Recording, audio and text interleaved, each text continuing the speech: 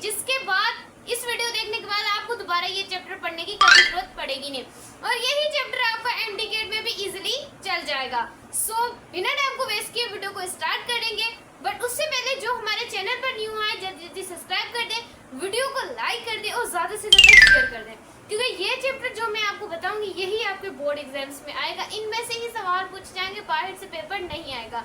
सो बिना टाइम को वेस्ट किए वीडियो को स्टार्ट करें। तो हमारा जो चैप्टर है वो किसके अकॉर्डिंग है, तो हमें पता है कि हमारा चैप्टर जो है इलेक्ट्रिक चार्जेस क्या होती है, कूलम्स लॉ क्या होता है, जैसे कि क्लास मैट्रिक में हमने पढ़ा था।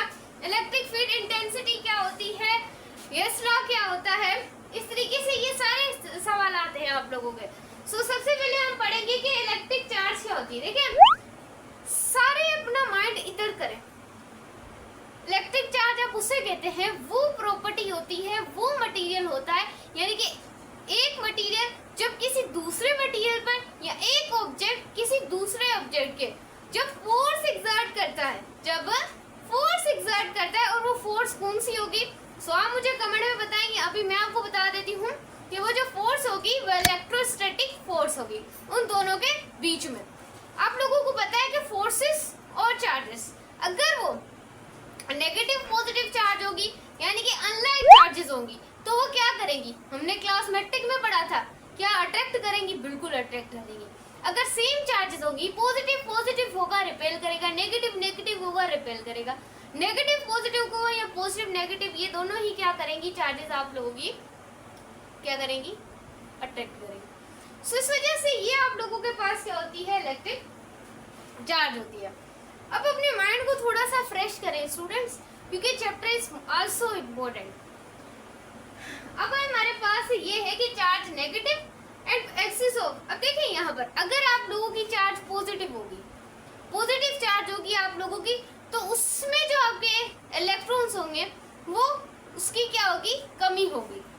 अगर नेगेटिव चार्ज होगी तो उसमें इलेक्ट्रॉन क्या होंगे, आप लोगों के ज्यादा होंगे। अगर पॉजिटिव चार्ज होगी क्योंकि उसमें कमी, क्योंकि आपको पता है कि पॉजिटिव नेगेटिव की तरफ चार्जेस जाती हैं, तो पॉजिटिव क्या चार्ज ट्रांसफर होगी किसकी तरफ, नेगेटिव की तरफ ट्रांसफर होगी, क्योंकि पॉजिटिव अपने इलेक्ट्रॉन्स को क्या कर देता है, ट्रांसफर करता है।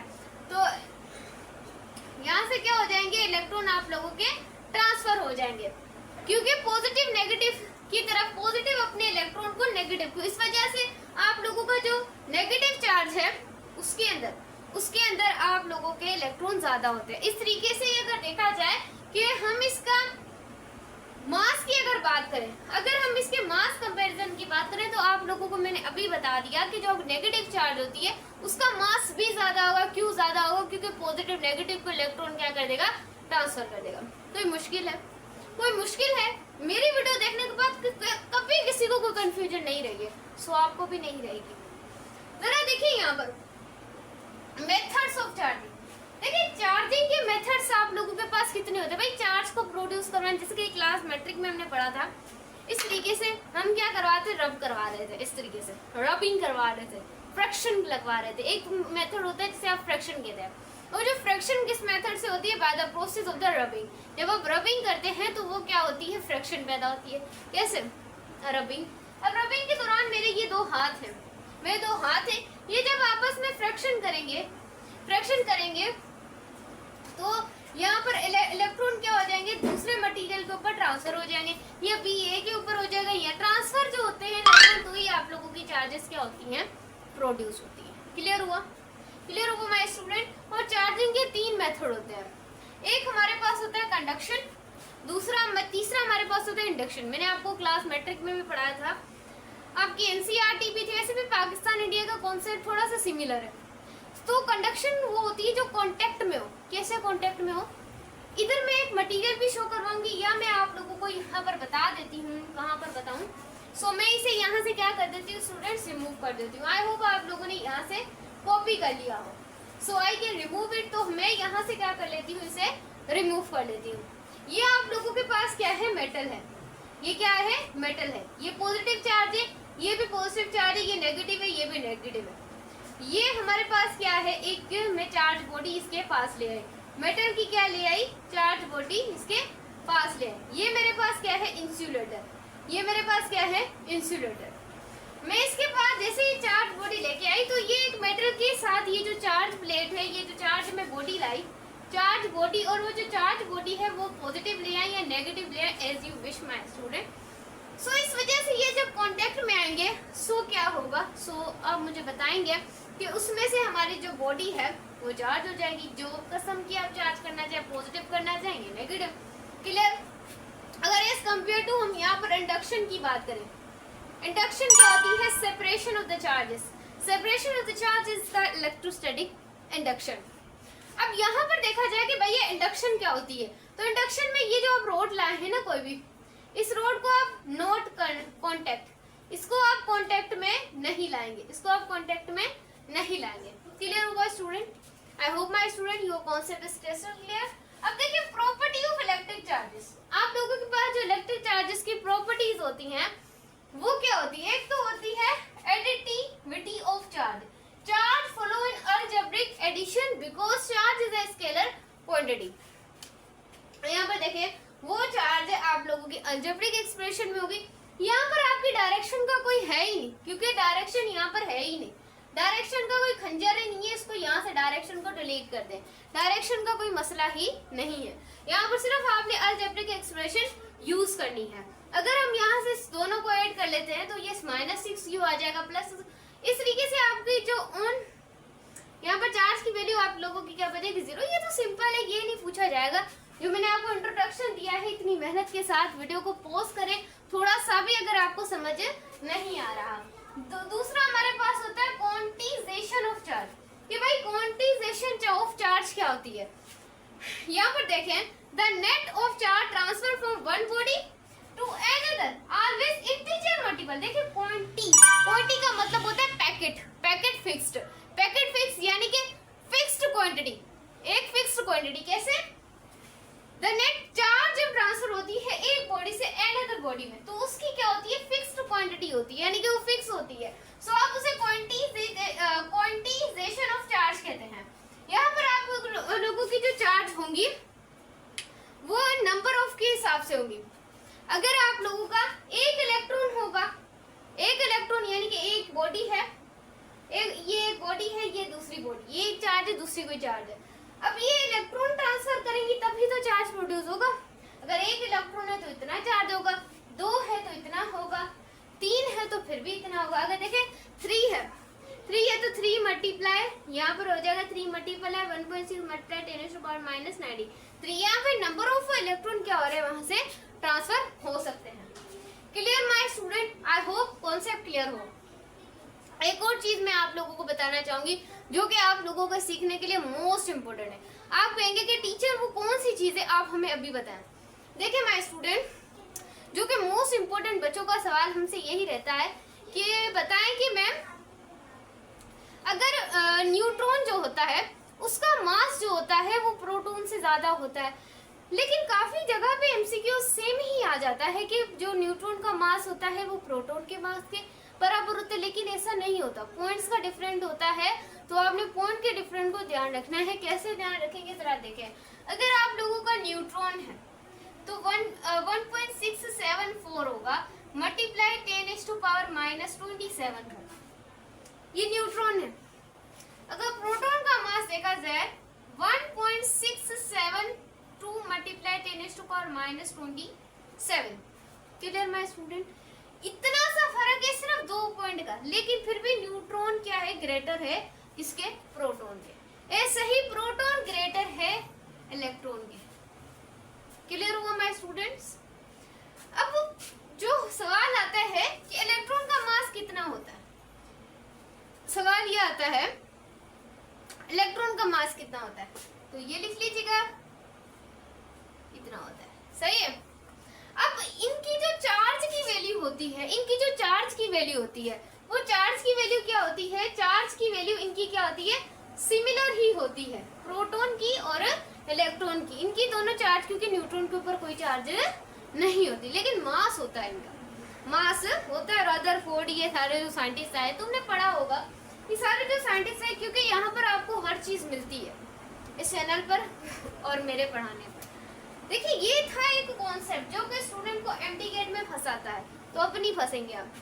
जरा आप फोर्स सुनिएगा मैं स्टूडेंट। कूलम्स लॉ, भाई कूलम्स लॉ क्या होता है? देखिए मैं वही आप लोगों को यहाँ पे चैप्टर क्लियर कराऊंगी ऑन शॉर्ट में, वही आप लोगों को टॉपिक क्लियर करवाऊंगी जो कि आपके बोर्ड एग्जाम में आने वाले हैं। क्लियर? इसमें है कूलम्स लॉ। अब देखिए कूलम्स लॉ क्या होता है? कूलम्स लॉ होता है कोई भी दो बॉडीज के बीच में फोर्स की डिटर्मिनेशन करता है, यानी कि फोर्स बताता है कि दोनों चार्जेस में कितनी फोर्स लग रही है। जैसे कि कूलम्स लॉ कहता है कि फोर्स डायरेक्टली प्रोपोर्शन है टू चार्जेस के या फिर मैग्नीट्यूड के इनवर्सली प्रोपोर्शनल डिस्टेंस। ये दो चार्जेस है, सही है। अगर ये पास है तो इनका मैग्नीट्यूड ज्यादा है। अगर ये डिस्टेंस की वजह से ये इस तरीके से दूर जा रही हैं तो आप समझ जाइएगा कि ये इनवर्सली प्रोपोर्शनल डिस्टेंस है। यही कूलम्स लॉ ने मैट्रिक में कहा, यही कूलम्स लॉ इंटर में कह रहा है। कूलम्स लॉ मेरा फेवरेट टॉपिक है, तो कूलम्स लॉ को आपको डिटेल में पढ़ाऊंगी। पहले तो हमने सिर्फ फॉर्मूला देखा था कूलम्स लॉ का, यूनिट देखा था। अब पढ़ेंगे भाई उसे हम किस तरीके से वेक्टर फॉर्म बना सकते हैं, किसकी? कूलम्स लॉ की। थोड़ा ध्यान से देखना है। अब जो कूलम्स लॉ है उसका फॉर्मूला होता है F = K Q1 Q2 and R²। बच्चों वाला सवाल है, तो बच्चों वाला सवाल नहीं है, बहुत बड़ा सवाल है। जरा देखिए, अब F तो बराबर है इसके, ये तो फॉर्मूला बच्चे को भी पता है, मुझे पता है, आप लोगों को भी पता होगा। अब देखिए क्योंकि आपने मैट्रिक में पढ़ा हुआ, सही है।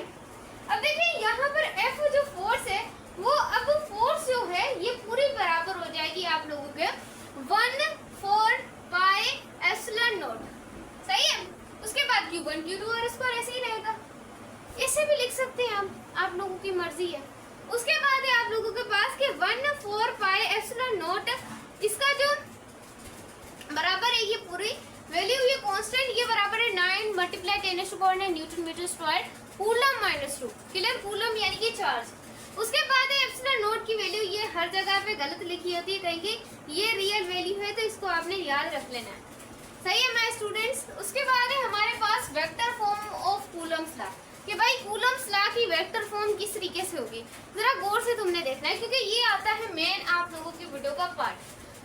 Force on charge 1 by charge 2। Charge 2 के ऊपर चार्ज 1 कितनी फोर्स लगा रहा है?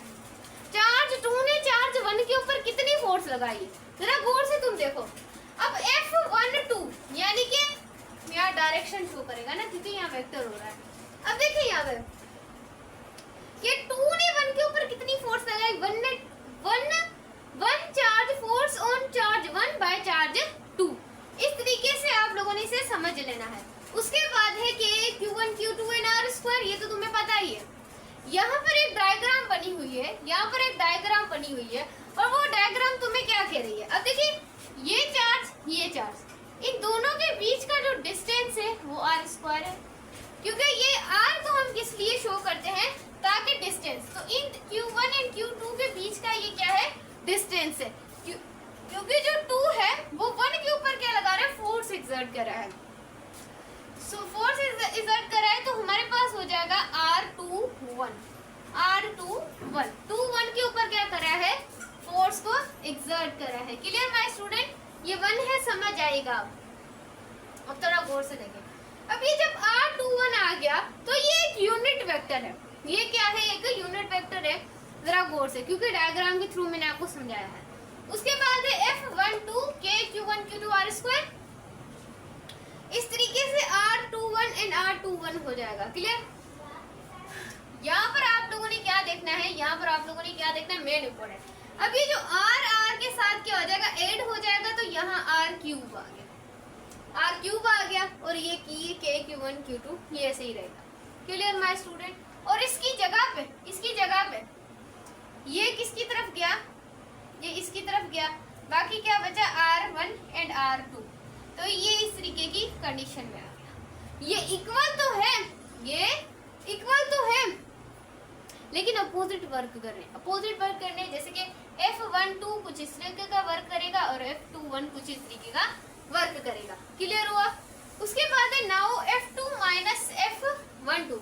यहाँ पर देखें इलेक्ट्रोस्टैटिक फोर्स दोनों में क्या आ रही है? कॉमन आ रही है। दोनों में आपकी इलेक्ट्रोस्टैटिक फोर्स क्या आ रही है? बिल्कुल कॉमन आ रही है। ये चीज तुमने क्या रखनी है? याद रखिए कि दोनों में क्या आ रही है?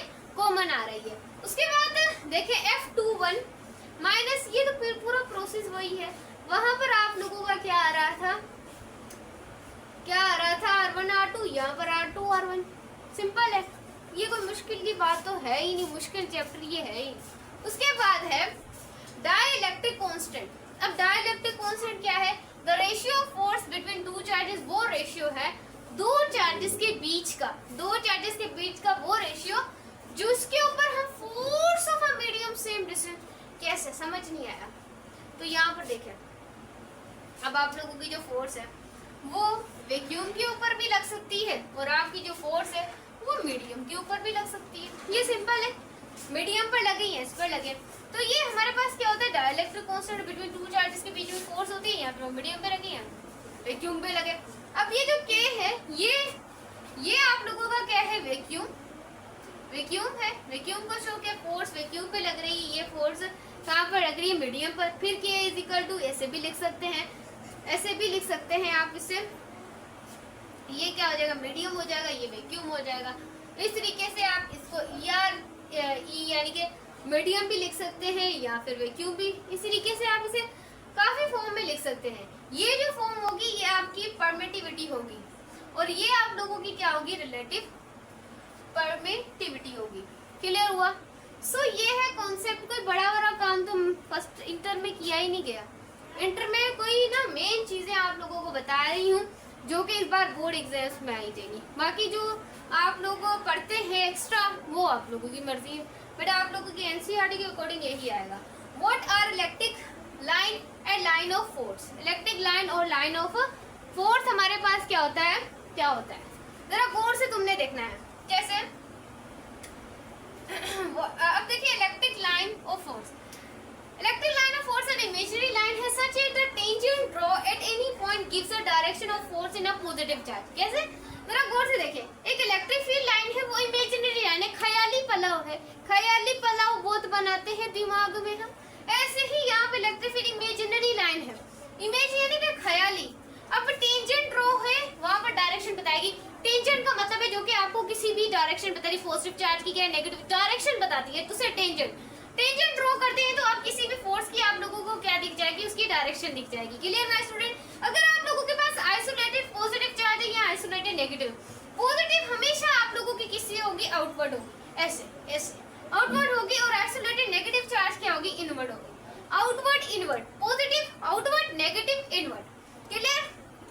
ये था मेन कॉन्सेप्ट। अब आता है क्लियर करने वाला कॉन्सेप्ट। देखिए, for equal and opposite charge, अगर इक्वल भी है और अपोजिट चार्ज भी है तो उनके ऊपर क्या लग रही है, डायपोल फोर्स लग रही है। इक्वल भी है और अपोजिट भी है, तो वो इक्वल हो और अपोजिट हो तो आप उसे क्या बोलते हैं, डायपोल। कैसे, ये काफी जगह से पॉजिटिव को भी नेगेटिव को फोर्सेस लग रही है, लेकिन मुझे डायरेक्शन पता करनी है। तो डायरेक्शन पता करने के लिए मैं एक टेंजेंट लाइन ड्रॉ करूंगी। तो जैसे ही मैं यहाँ पर एक टेंजेंट लाइन ड्रॉ करूंगी तो मुझे पता चल जाएगा कि पॉजिटिव की डायरेक्शन क्या है और मुझे पता चल जाएगा कि नेगेटिव की डायरेक्शन क्या है।